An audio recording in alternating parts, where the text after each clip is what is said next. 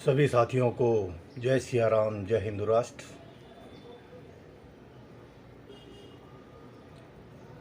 विषय बहुत गंभीर है, बहुत ही गंभीर है।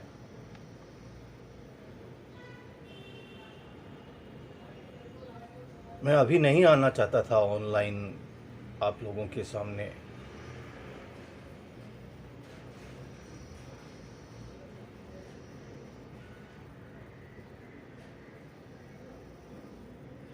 बहुत चिंतन विचार करने के पश्चात आज सुबह ये निर्णय लिया कि जिन सनातनियों को, जिन भारतीयों को भारत विरुद्ध, सनातनियों के विरुद्ध, हिंदुत्ववादी योद्धाओं के विरुद्ध जो महाषड्यंत्र रचे जा रहे हैं, आज से नहीं रचे जा रहे, कई वर्षों से तैयारियां चल रही है।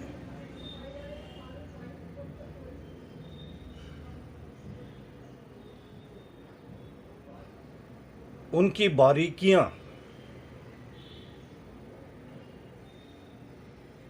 जो बहुत से लोगों को, पढ़े लिखे लोगों को जानकारी नहीं है।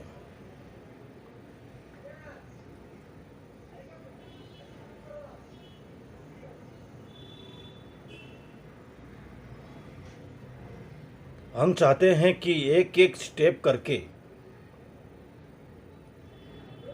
आप लोगों को वह जानकारियां प्राप्त हो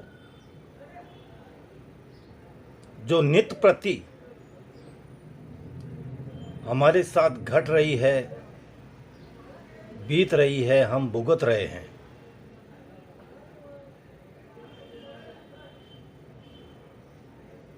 तो कुछ साथी जुड़ जाए, जो जुड़ रहे हैं उनसे अनुरोध है कि कम से कम 5 ग्रुपों में शेयर अवश्य कर दें।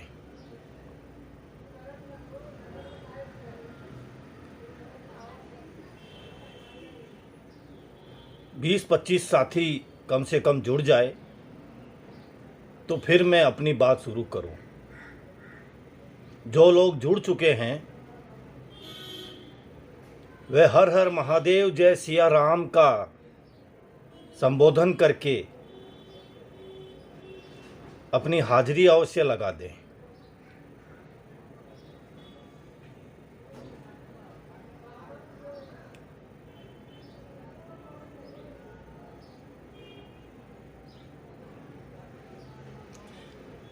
सचिन दादा पाटिल को नव वर्ष की बहुत बहुत बधाई, शुभकामना।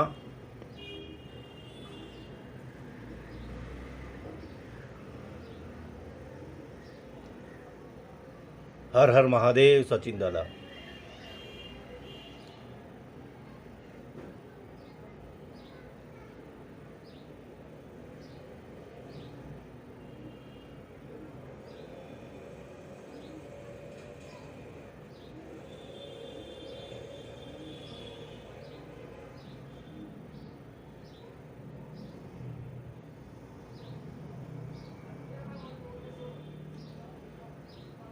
जो जो जुड़ रहे हैं सभी से अनुरोध है, कृपया 5 ग्रुपों में कम से कम शेयर अवश्य कर दें, क्योंकि आज से जो मैंने ऑनलाइन आने का निर्णय लिया है,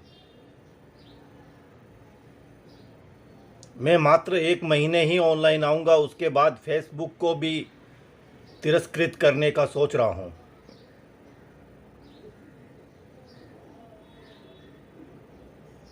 और इस 1 महीने में हमारे भारत के विरुद्ध, सनातन संस्कृति के विरुद्ध, हिंदुत्व के विरुद्ध जो षड्यंत्र रचे जा रहे हैं अंतर्राष्ट्रीय स्तर पर, उनकी एक एक कड़ियां प्रतिदिन आपके सामने रखेंगे और आपके पास भी जो जानकारियां हैं उन्हें भी साझा करेंगे।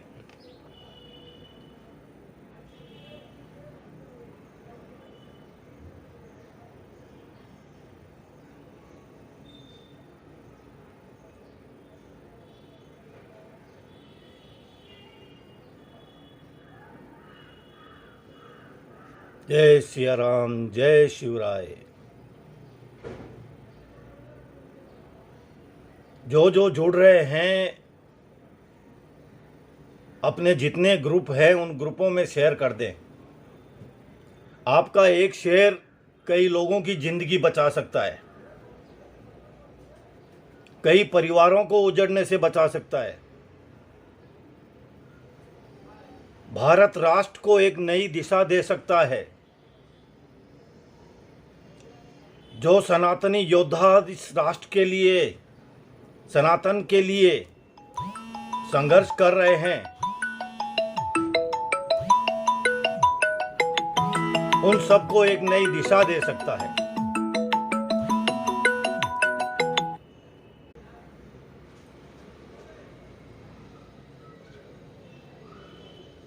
भारत आज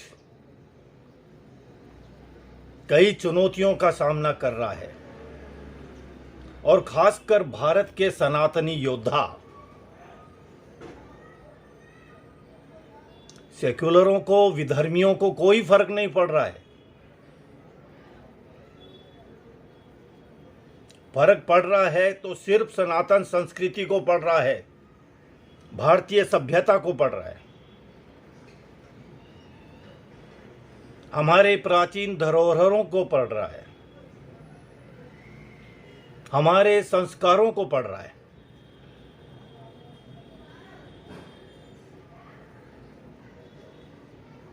जो साथी जुड़ रहे हैं सभी से अनुरोध है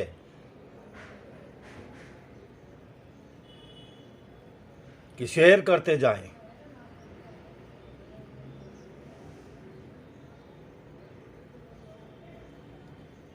बहुत से लोगों को जानकारी नहीं है कि आज मैं ऑनलाइन आने वाला हूं।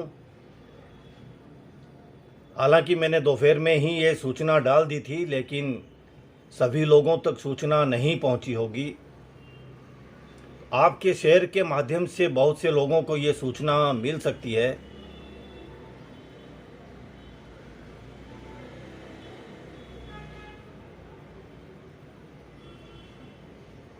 जो विषय आज से शुरू कर रहे हैं और प्रतिदिन एक विषय लेकर के चलेंगे।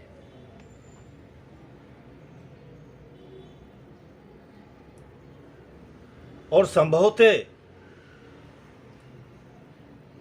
10-15 दिनों में ही भारत के ऊपर जो षड्यंत्र रचे जा रहे हैं, जो साजिशें रची जा रही है,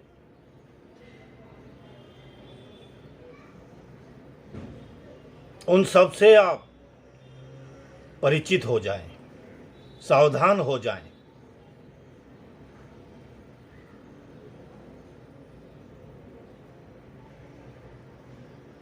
मेरे लिए सनातन धर्म कल भी था, आज भी है और कल भी रहेगा। और मैं जब किसी निर्णय को लेता हूं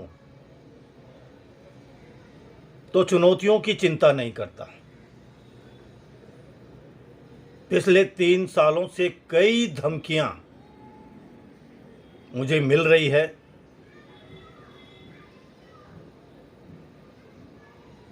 दो 3 बार अटैक भी मुझ पर हुए हैं, लेकिन मैं अपने कार्य में आगे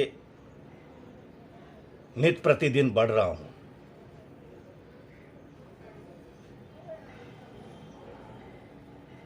मेरा संकल्प है अखंड सनातन भारत, गौ हत्या मुक्त भारत, गंगा निर्मलीकरण युक्त भारत और घुसपैठिए मुक्त भारत।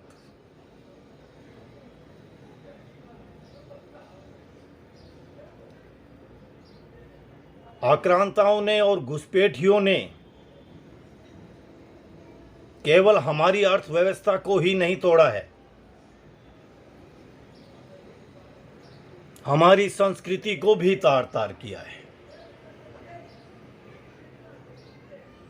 हमारी धरोहरों को भी तार तार किया है,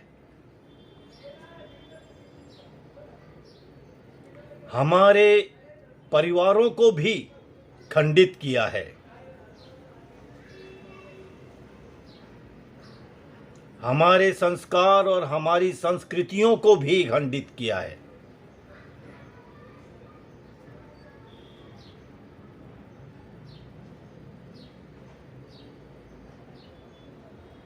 हमारे बाप दादा,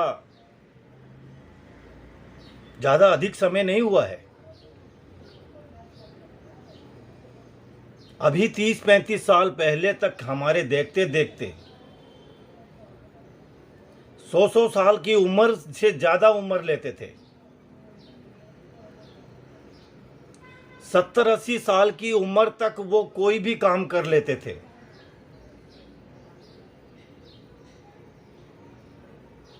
आज 50 की उम्र भी पार नहीं कर पा रहे हैं कि उनकी उम्र 100 साल के जैसी हो जाती है।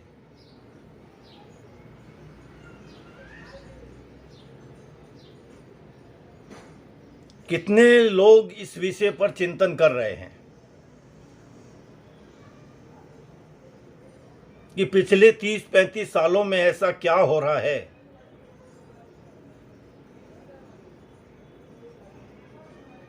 कि 20-25 साल की उम्र में ही युवा जो है वो प्रौढ़ लगने लग जाते हैं, वृद्ध लगने लग जाते हैं।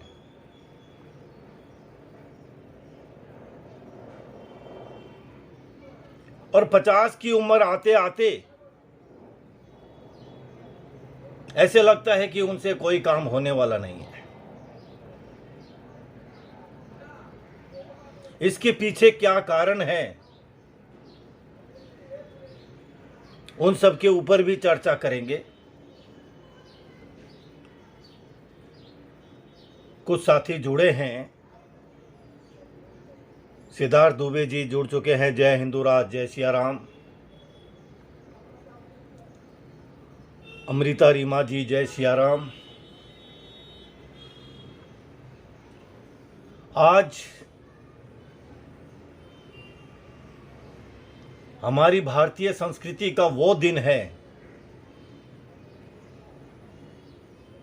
जिस दिन हमारी आज के दिन सृष्टि का निर्माण हुआ। आज के दिन विक्रम संवत का निर्माण हुआ।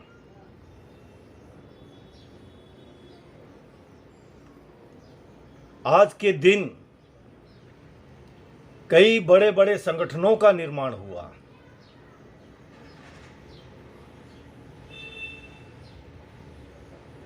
हिंदू महासभा की स्थापना भी आज के दिन हुई। आर्य समाज की स्थापना भी आज के दिन हुई। आरएसएस की भी स्थापना आज के दिन हुई। आज के दिन एक ऐसा दिन है जो हमें आंखों में आंसू ला देता है। बहुत से लोगों को संभवतः याद होगा, जलियांवाला बाग कांड। हम उन क्रांतिकारी वीरों का बलिदान को भुला नहीं सकते।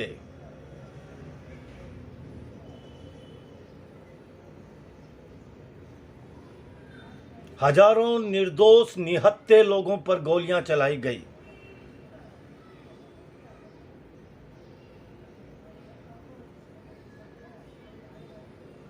ये गोरे लोग जो बाहर जाके बैठे हैं, जिन्होंने हमारे देश में इतना आतंक मचाया,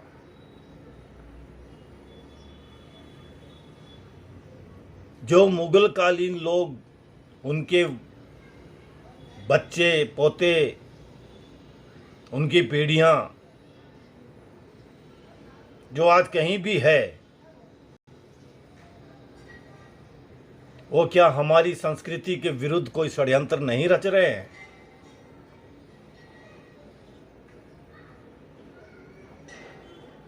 हमारी सभ्यताओं को खंडित करने के लिए निरंतर प्रयासरत है।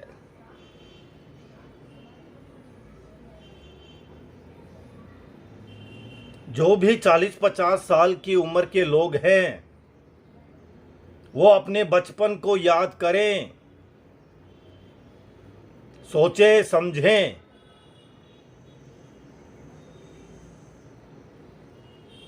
उस समय की व्यवस्था और आज की व्यवस्था, इतने साधन, इतनी सुविधाएं होने के पश्चात भी हम खंडित होते जा रहे हैं, हम टूटते जा रहे हैं। हम समाज और राष्ट्र को तो समय देना दूर की बात है, परिवार को भी समय नहीं दे पा रहे हैं। आज के 30 वर्ष पहले तक परिवार में 10 से 15 सदस्य होते थे और एक व्यक्ति कमाता था तो भी परिवार चलता था, और उसमें से भी चौथा हिस्सा या 8वां हिस्सा बचता था और बड़ी खुशहाली से वो समय निकलता था। किंतु आज परिवार के 10 सदस्य तो है ही नहीं, अधिक से अधिक 4 या 5 सदस्य, क्योंकि परिवार टूट रहे हैं, टूट चुके हैं।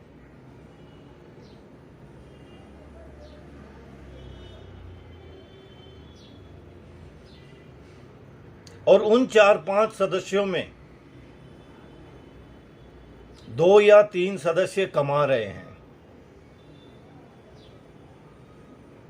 उसके पश्चात भी घर में कुछ नहीं बच रहा है उनके।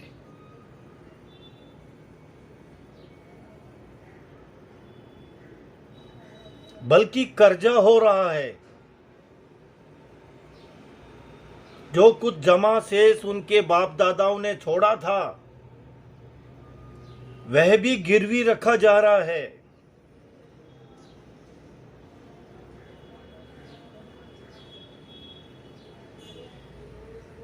आज वर्तमान देश में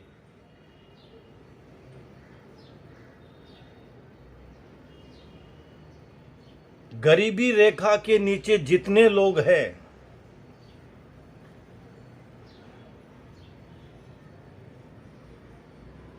उन सब का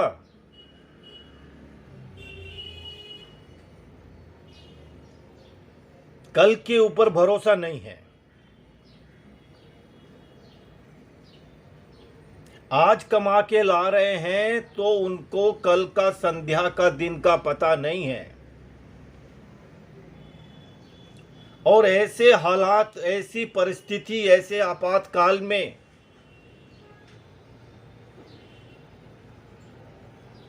जब देश की नीच घटिया राजनीति करने वाले लोग इस प्रकार शहरों को, नगरों को, राज्यों को बांध दे रहे हैं,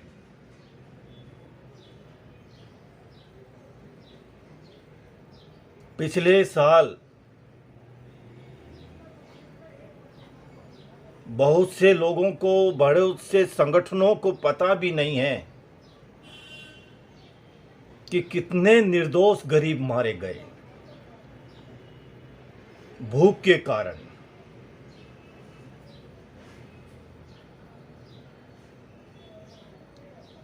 कमाई नहीं होने की वजह से उनकी जो दवाइयां चल रही थी, वह दवाइयां उन्हें नहीं मिल रही थी, और उस दवाई के अभाव में बीमारी अत्यधिक बढ़ गई। और जब वो अस्पतालों में भर्ती हुए तो उस बीमारी का तो नामो निशान कहीं गायब हो गया, लेकिन कोरोना उसके साथ जरूर जुड़ गया। किसी भी बीमारी से मरे वो लोग, लेकिन नाम हो गया कोरोना से मरे।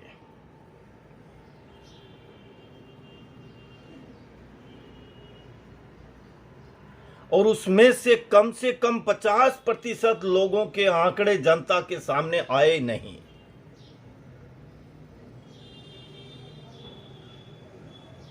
क्योंकि ये विधर्मी लोग जानते हैं कि गरीबों का कोई नहीं है,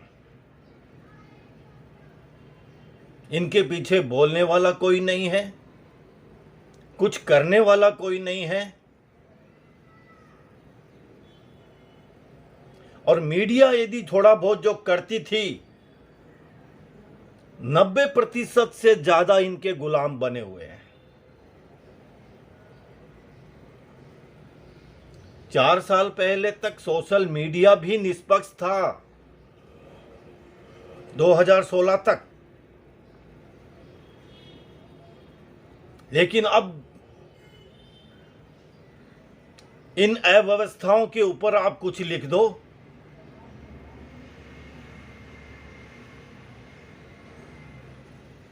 देश में जो षड्यंत्र हो रहे हैं उसके विरुद्ध कुछ लिख दो,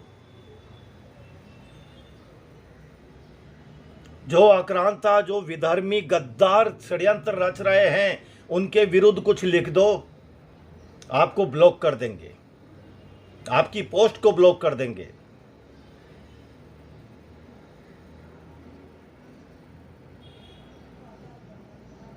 तो हमारे विचारों की आजादी कहां है? अब यदि मैं भी आप लोगों के सामने कुछ खुलकर बोलता हूं तो ये अकाउंट भी ब्लॉक हो सकता है। इसलिए मैं सभी संकेतों में आपके सामने बातें रखूंगा। आप सभी समझदार हैं, अवश्य समझेंगे। विजय कुमार जय सिया राम, डेजी रानी जय हो, जय सिया राम, राधिका जी जय सिया राम। आप जो जुड़ गए हैं कम से कम 5-10 ग्रुपों में शेयर कर दीजिए।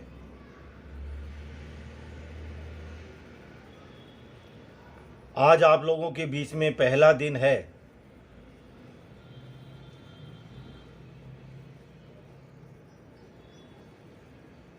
शुरुआत हमारी हो चुकी है, शंखनाद हम कर चुके हैं। अब देखना है कि इस महायुद्ध में कितने योद्धाओं का साथ मिलता है।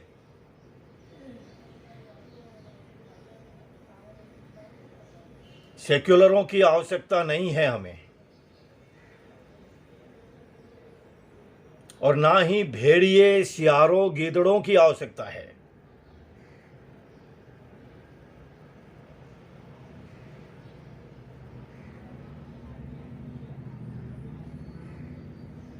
सनातन संस्कृति के लिए, भारतीय सभ्यताओं के लिए, प्राचीन धरोहरों के लिए, भारत राष्ट्र के लिए, और हमारे भारत के जो 2 अमृत है, गौ और गंगा, इनके संरक्षण के लिए जो हमारे साथ देंगे, हमारे साथ चलेंगे, उन सबका अभिनंदन है। मैं इस अग्निपथ पर चल पड़ा हूं। अब देखना है कि कितने योद्धा इस भारत भूमि पर है।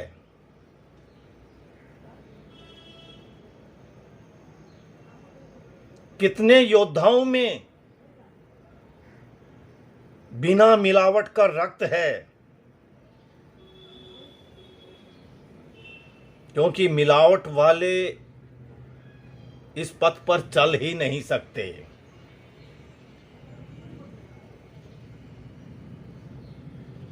वो मुगलों के समय भी दोगले थे,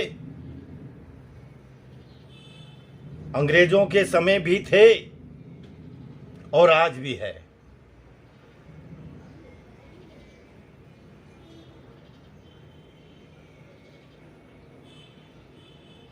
जिनमें हिंदुत्ववादी सनातनी योद्धा का रक्त होगा, उसके सामने जब भी कहीं कोई विचार आएगा, संदेश आएगा कि सनातन धर्म के विरुद्ध षड्यंत्र हो रहे हैं, भारत के विरुद्ध षड्यंत्र हो रहे हैं,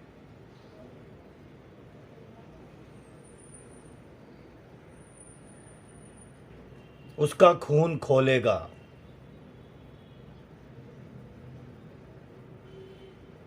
किसी न किसी रूप में येन कैन प्रकारेण वो उस क्रांति का हिस्सा बनने का प्रयास करेगा। किंतु जिसके खून में ही मिलावट है, वो कुछ नहीं कर सकता। वह दलाली कर सकता है,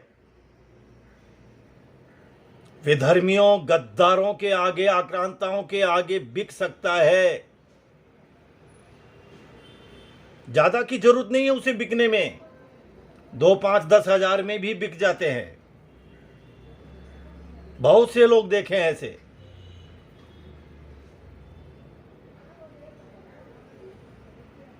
मैं तो प्रभु की कृपा से, मां की दया से भारत भर में भ्रमण करता रहता हूं, घूमता रहता हूं।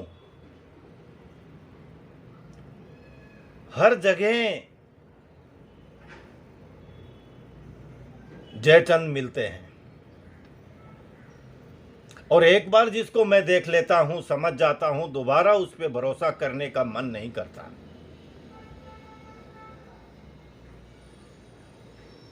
आप लोगों से भी अनुरोध है कि जो एक बार आपको चोट पहुंचा चुका है, दूसरी बार उस पर भरोसा ना करें, और करें तो जितना आवश्यक हो उससे आधा करें।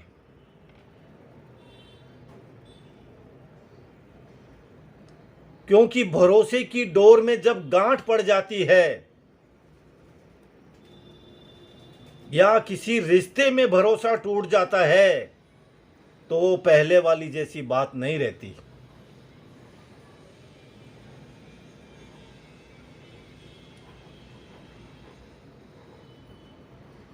हम 100 लोगों के साथ रहते हैं तो 100 लोगों के साथ में अपने राज, अपनी निजी जिंदगी की जानकारियां शेयर मत कीजिए। उन्हें टटोलिए। पहले आप बाजार से 100-200 रुपए की मटकी लेके आते हैं, उसे भी 4 बार टटोलते हैं, अच्छी तरह बजा के देखते हैं कहीं छेद तो नहीं है, कहीं क्रैक तो नहीं है। और ऐसे वैसे लोगों को यदि आप अपने जीवन के राज बता देंगे, अपने परिवार की गुप्त जानकारियां दे देंगे, तो आपके साथ क्या हो सकता है आप सोच भी नहीं सकते। भले ही साल लग जाए, 2 साल लग जाए, आपके मित्र सूची में जितने भी व्यक्ति हैं, महिलाएं हैं, उन्हें अच्छे से टटोलिए।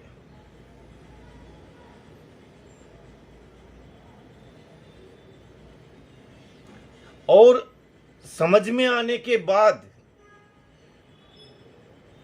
यदि वो आपका कितना भी करीबी है, चाहे आपके मां जाया भाई ही क्यों ना है, यदि वो गद्दारों के साथ मिल चुका है, यदि उसे गलत लत लग चुकी है,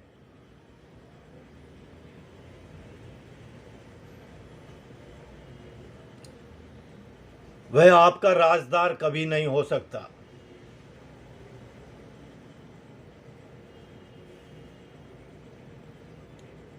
जो किसी षड्यंत्र में उनके साथ हो चुका है, आप उससे सावधान हो जाइए। आप यदि धर्म के लिए कार्य कर रहे हैं, राष्ट्र के लिए कर रहे हैं या समाज के लिए कर रहे हैं, और आपका भाई यदि विधर्मियों के साथ, देशद्रोहियों के साथ मिला हुआ है, गौ हत्यारों के साथ मिला हुआ है, तो वह भी आपके लिए घातक हो सकता है।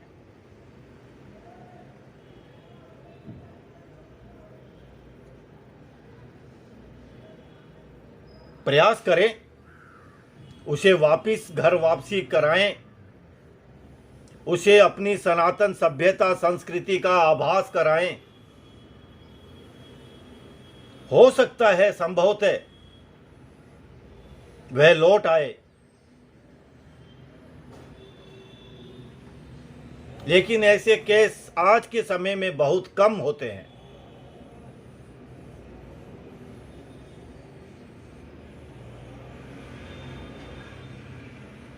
पिछले लगभग 35 सालों से मैं भारत भर में भ्रमण कर रहा हूं।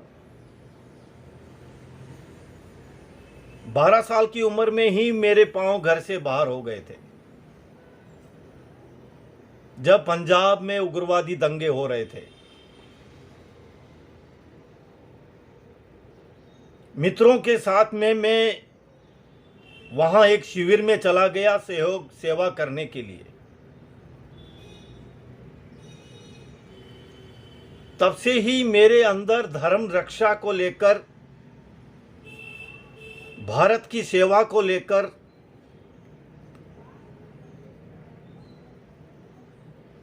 गौ हत्या मुक्त भारत को लेकर,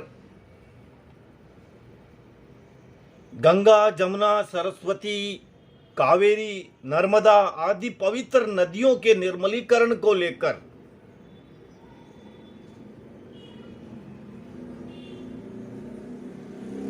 एक क्रांति मेरे रक्त में प्रवेश कर चुकी। धीरे धीरे आगे बढ़ता गया, आप सब लोगों का साथ मिलता रहा।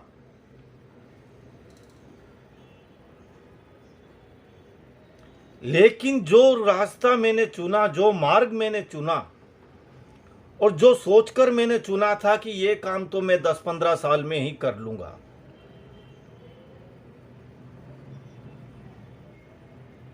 वो अभी भी मेरी नजरों से दूर है।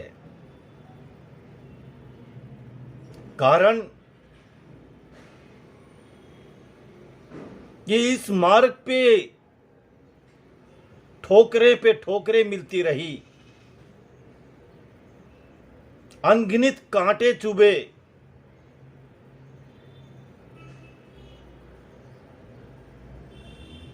कई ऐसे लोग मिले जिन्होंने वादे तो किए, लेकिन कुछ दूर चलने के बाद में ही वो रास्ते छोड़कर भाग गए, या कहें कि वो गद्दारों, विधर्मियों के हाथों बिक गए।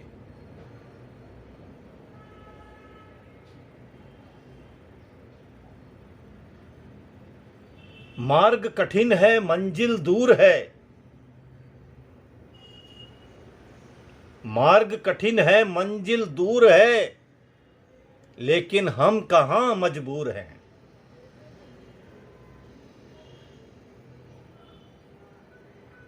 इस वसुंधरा पर, इस धरा पर जब तक धर्म की ज्योत है,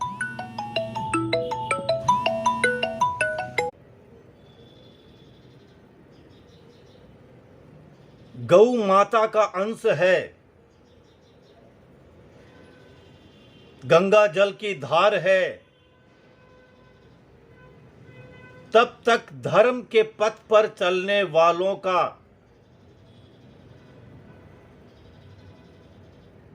प्रभु का प्यार है और प्रभु की शक्तियां, ईश्वर की शक्तियां, भगवान की शक्तियां किसी न किसी रूप में उसका सहयोग करती है।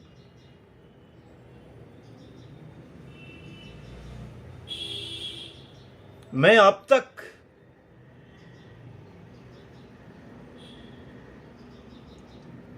बहुत से साथियों के सहयोग से एक नींव का पत्थर बनकर कार्य कर रहा था।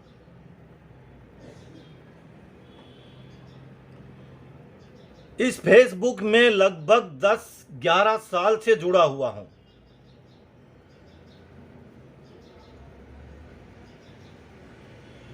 लेकिन वीडियो कॉलिंग मैं आज पहली बार कर रहा हूं।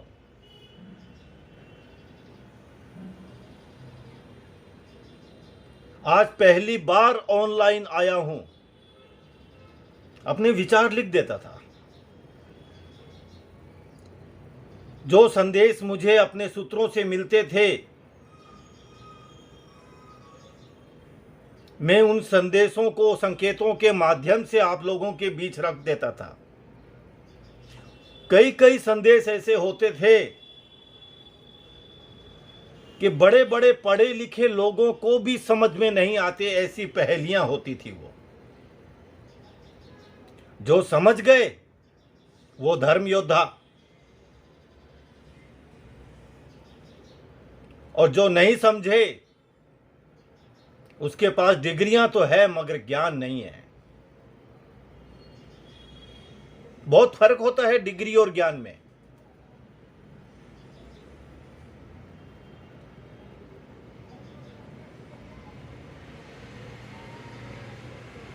उन्नीस सौ 91 से मैं धर्म साधना कर रहा हूं।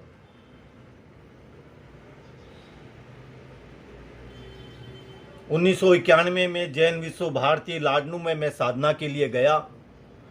1992 में मैंने दीक्षा ली।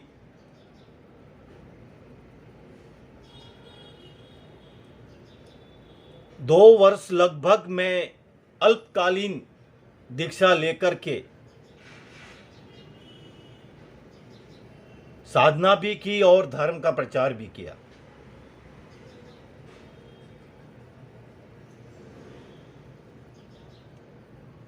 उसके बाद मैंने सोचा कि सिर्फ जैन संप्रदाय तक जुड़े रहने तक मुझे लक्ष्य प्राप्त नहीं होगा।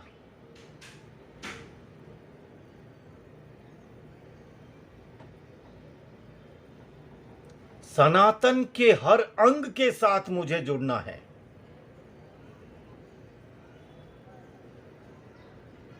हिंदू है, सिख है, जैन है, बौद्ध है, ये चारों सनातन के अंग है। और उसी समय वहां पे राष्ट्रपति डॉक्टर शंकर दयाल जी शर्मा का वहां पे आगमन हुआ।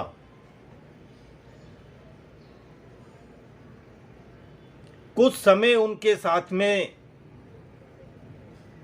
बीता। मेरी विचारधारा, मेरी साधना से वो प्रभावित हुए।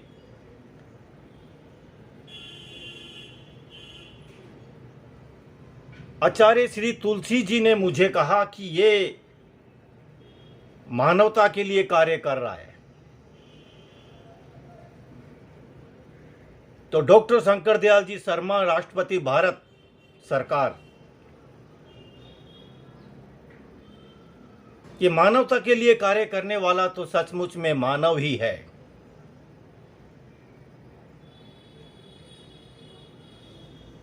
उस समय के साथ जो मुझे ये अलंकरण मिला,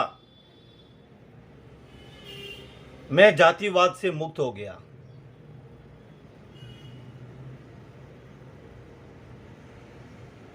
उस समय के पश्चात ना मैं जैन हूं, ना मैं क्षत्रिय हूं, ना किसी अन्य गोत्र में अपने को आगे रखता हूं। मैं मानव हूं और हर मानव का मैं साथी हूं। चाहे वो किसी भी संप्रदाय का हो, सनातनी होना चाहिए।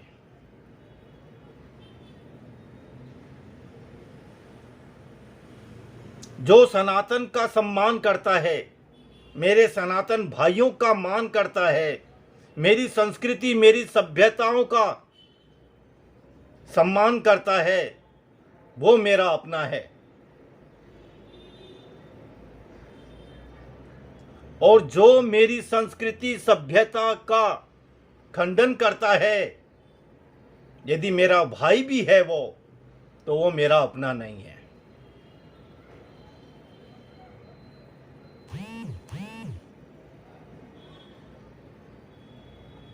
हम हमारी संस्कृति को ऐसे नहीं बचा पाएंगे।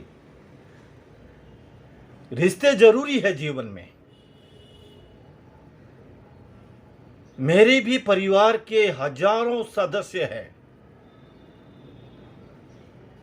उन सदस्यों का मैं रिश्ता इसी प्रकार से बना के रखा हूं, जैसे कि कोई मेरे लिए गंगा जल है, कोई मेरे लिए पीने वाला जल है, कोई मेरे लिए नहाने धोने वाला जल है, और कोई जल ऐसे भी हैं जो एकदम गंदे हो चुके हैं, लेकिन फिर भी उनसे मैंने किनारा नहीं किया। कम से कम वह आग बुझाने के तो काम आएंगे। जिस प्रकार गंदा जल भी आग बुझाने के काम आता है, उसी प्रकार कुछ गंदे रिश्ते होते हैं। हम भले ही दूर से राम राम करें उनको, लेकिन एकदम से उनसे हम रिश्ता नहीं तोड़ते। दूर भले हैं, मजबूर भले हैं, मगर गरूर नहीं है।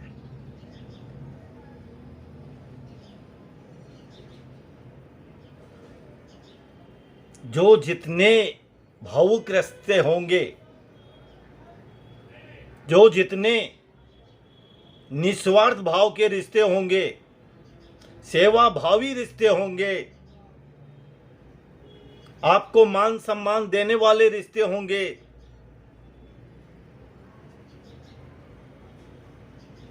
वह गंगा जल के समान है।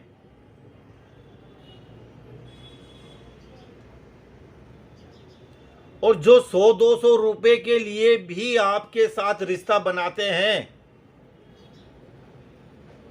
या 100-200 रुपए 500 रुपए के लिए भी आपसे ऐसे कार्य करवाते हैं,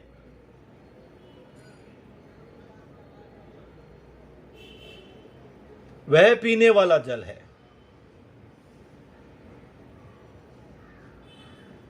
जो रिश्ते स्वार्थ के लिए ही बने हैं,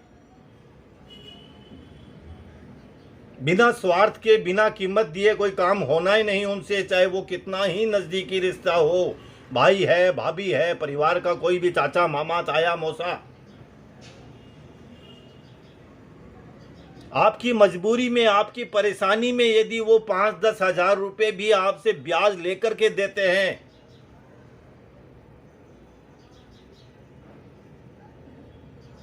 उनके पास लाखों करोड़ रुपए हैं, लेकिन आपको 5,000 रुपए की जरूरत है और वो नहीं दे रहे हैं, तो वो नहाने धोने वाले रिश्ते हैं।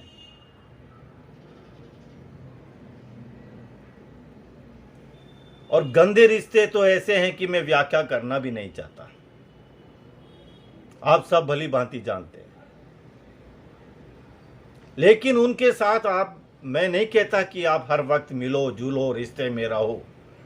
ठीक है, होली दिवाली राम शाम कर लिया, एकदम से उनसे भी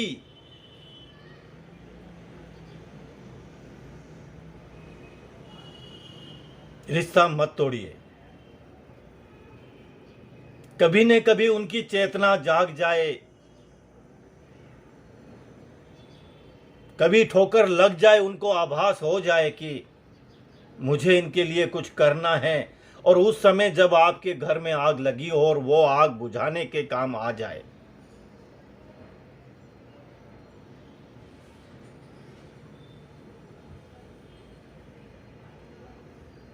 परिवार के रिश्ते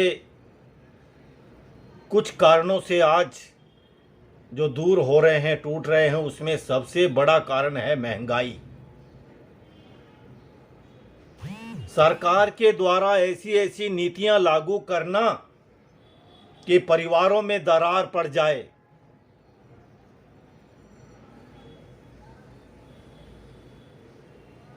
बहुत से महानगरों में, बहुत से शहरों में मेरा जाना होता है, देखता हूं कि जो आज भी संयुक्त परिवार है,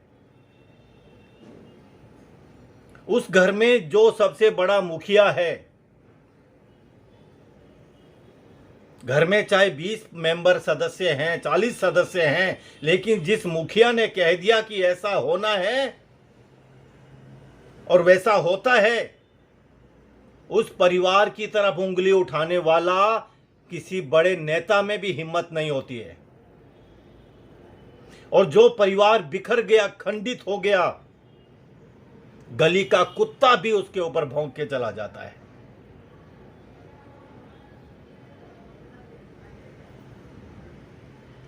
संयुक्त परिवार की आज सबसे प्रबल आवश्यकता है। भारतीय सभ्यता संस्कृति को बचाना है तो हमारे संयुक्त परिवार की संस्कृति में लौटना होगा।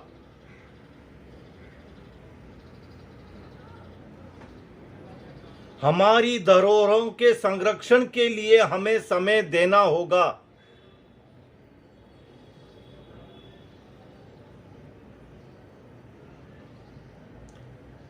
पेड़ पे जितने पत्ते लटके रहते हैं, जितने फल लगे रहते हैं, उनकी कीमत तभी तक है जब तक वो पेड़ से लगे हुए हैं। नीचे गिरने के पश्चात, अलग होने के पश्चात उनकी कीमत धीरे धीरे गौण हो जाती है।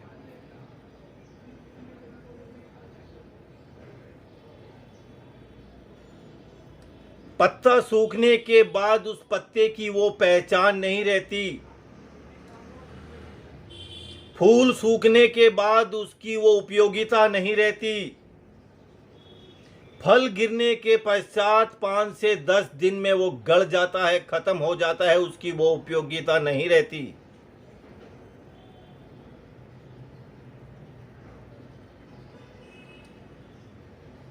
और उन फलों का, उन पत्तों फूलों का संबंध है डालियों से, और डालियों का संबंध है तने से, तने का संबंध है जड़ों से। वही जड़ हमारा धर्म है।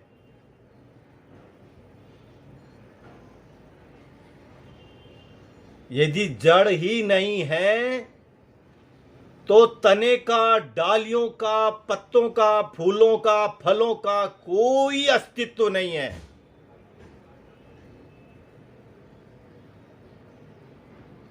कृष्ण भगवान ने गीता में एक श्लोक कहा है जो लगभग सभी स्थानों पे चलता है, दिखता है, सुनते भी होंगे। यदा यदा ही धर्मस्य ग्लानिर्भवति भारत।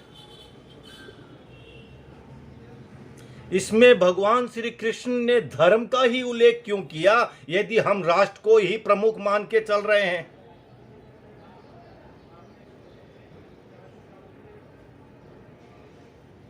राष्ट्र एक नहीं, सैकड़ों हो सकते हैं, हुए हैं। पिछले 2000 साल का इतिहास उठा के देख लीजिए। हमारा भारत क्षेत्र, भारत भूमि कहां तक थी और आज कहां तक रह गई है। जिस राष्ट्र का धर्म नहीं होता, उस राष्ट्र का पतन होना निश्चित है। ये बात केवल धर्म योद्धाओं को ही समझ आएगी। धर्मद्रोहियों को, सेक्युलरों को समझ नहीं आएगी।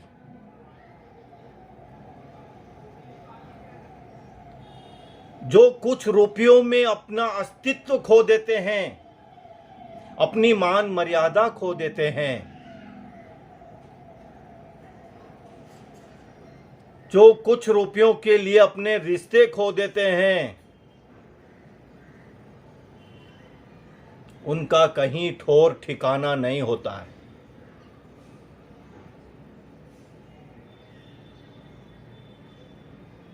जो धर्म के साथ जुड़े हैं, धर्म भी उनके साथ जुड़े हैं।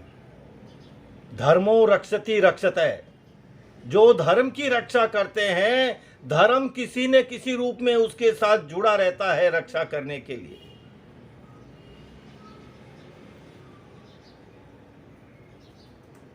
जो धर्म का नहीं, वो किसी कर्म का नहीं। जो धर्म से विमुख हो चुका है, धर्म से अलग हो चुका है, चाहे वो कितना ही बड़ा सन्यासी हो, चाहे उसने भगवा धारण कर लिया हो, चाहे वो गले में माला कितनी रखता हो,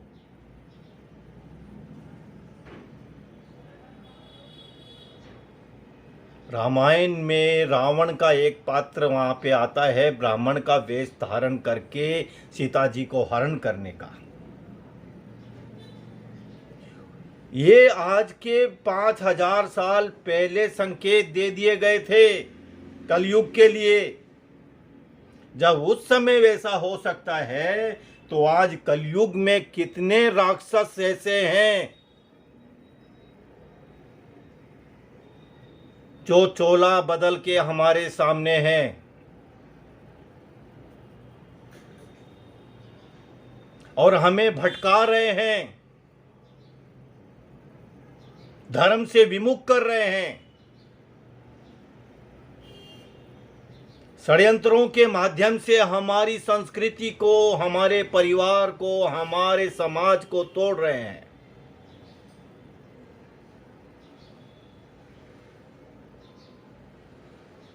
और अनाड़ी लोग, मंदबुद्धि लोग, लालची और स्वार्थी लोग उनके बहकावे में आ रहे हैं।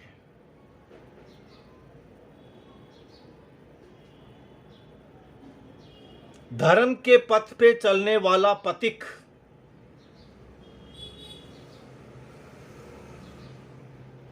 हमेशा निर्मोही होगा, परमार्थी होगा, सेवा भावी होगा, समर्पित होगा, साधक होगा, संयमी होगा, नियमी होगा। आपसे स्वार्थ की भावना से कोई कार्य वह नहीं करेगा।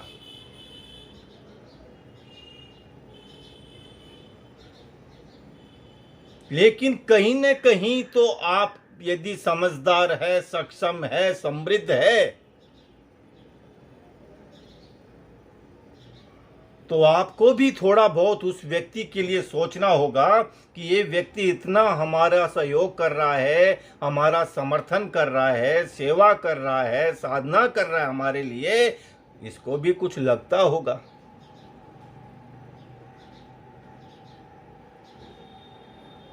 हमारी धर्म संस्कृति आज के 40 साल पहले तक शक्तिशाली क्यों थी?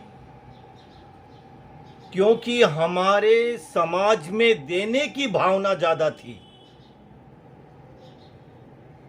कोई भी भिक्षु हमारे द्वार पे आ गया तो हम उसे खाली नहीं लौटाते थे।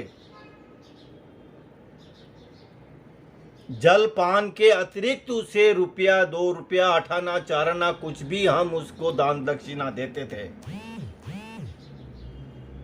आज अच्छे अच्छे संपन्न करोड़पति लोग इतने दिल के कंगाल हो गए हैं कि साधु को 2-5 रुपया देना ना पड़ जाए इसलिए दरवाजे पे लिख देते हैं, अंदर प्रवेश करने से पहले कुत्ते से सावधान हो जाएं।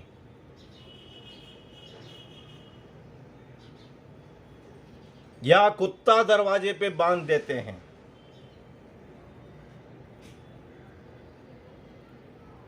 यदि नहीं भी है दरवाजा किसी साधु संत ने खटखटा दिया, अभी कुछ नहीं है घर पे।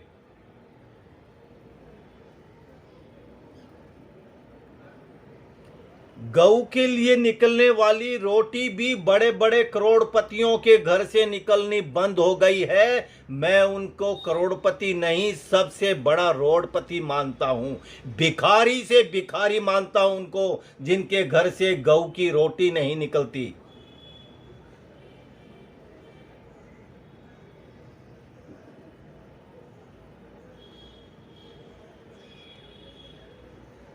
एक विषय आज की शपथ और शिक्षा के साथ ले लीजिए। गौ रक्षा के लिए, गौ संरक्षण के लिए, गौ सेवा के लिए हमें 1 रोटी और 1 रुपया, कम से कम 1 रोटी और 1 रुपया प्रतिदिन अलग करना है।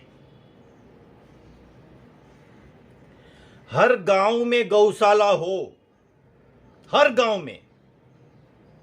ये हमारा प्रयत्न हो, प्रयास हो।